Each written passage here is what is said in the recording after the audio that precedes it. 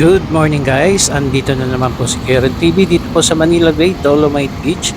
Tara, punta tayo dito ngayon at nakikita po natin itong traktora na kasalukuyang nagko-cultivate nitong buhangin dito po sa Dolomite Beach.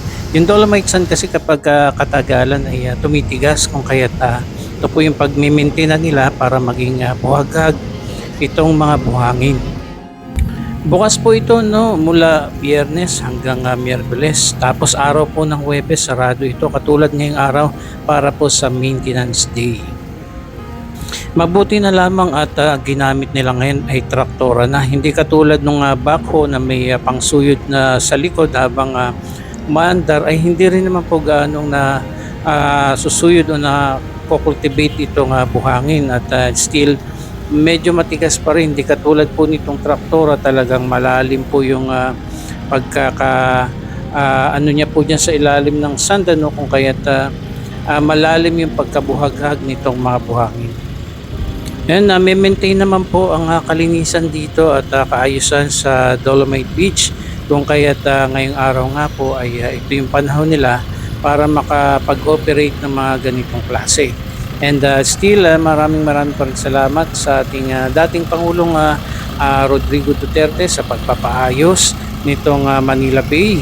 No, sinimulan niya po doon sa Boracay at hanggang dito po sa Manila Bay ay hindi niya po nakalimutan. Kaya't maraming salamat Tatay Digong. And shout out po natin yung araw-araw ng mga naglilinis po dito mula sa mga taga MMDA, DPST Mandaragat at mga Estero Rangers ng DENR. Yan, pansinin niyo po kapag hindi po nadiligan ng tubig ano, ay sobrang napaka-alikabok.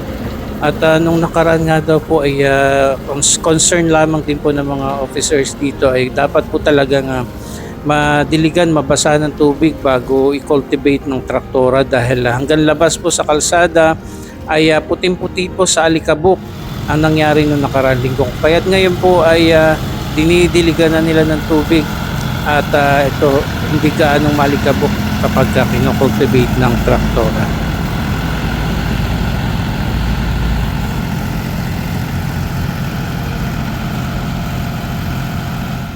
And dito naman sa may tabing dagat, malinis naman mga kababayan. Medyo lumalakas-lakas lang ang hangin ngayon at ang alon. But still, medyo malinaw naman ang tubig at presko ang hangin. Yang kitang-kita rin po natin mula rito sa Dolomite Beach itong mga naglalawakan at nagtataas ang mga tambak ng buhangin dito po sa reclamation project sa may Pasay City. Sakop pa rin po ito ng Manila Bay. Dito po sa Maynila, wala pa po tayong balita kung kailan mag-uumpisa muli o mag-uumpisa pa ba o hindi na itong reclamation project na naumpisahan dito. Pero yung sa may Pasay City po ay naaprubahan ng 2 reclamation project po dyan.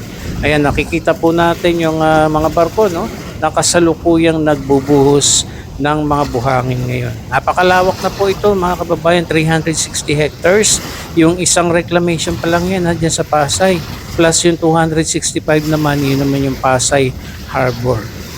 So update pa rin po tayo kung ano na po yung progress dito po sa reclamation project dito naman po sa Maynila. Kasi dito mo mismo sa may harapan ng Dolomite Beach, nakikita natin noon yung aktual na pagbubuhos ng mga buhangin dito.